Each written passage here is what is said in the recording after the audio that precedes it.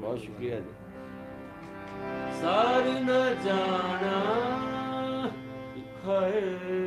ये मैडम नूरजहां से ना पापा ने फिल्म में गवाया था, वो दिल चाह रहा है, उसकी कंपोजिशन। इश्क से एक्सप्रेशन ना के हिसाब से भी निखार लग रहा है, नी लग रहा है, उन्होंने उसको नी को इस्तेमाल भी किया है।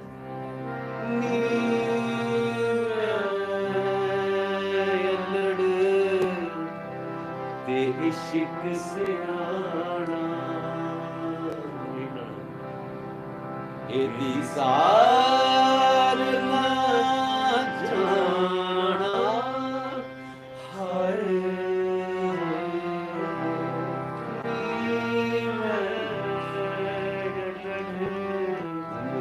इश्क से आना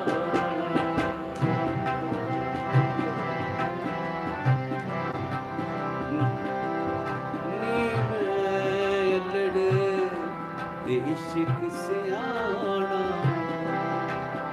एदी सार ना जाना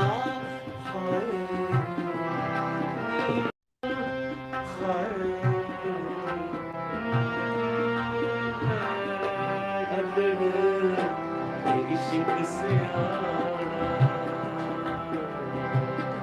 शर्मा मैनू रोक दिया ने गल गल दे नल टोक दिया ने टोक दिया ने दिल चाहता प्यार जताना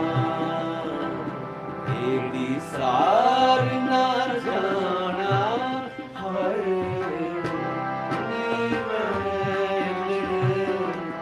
इश्क से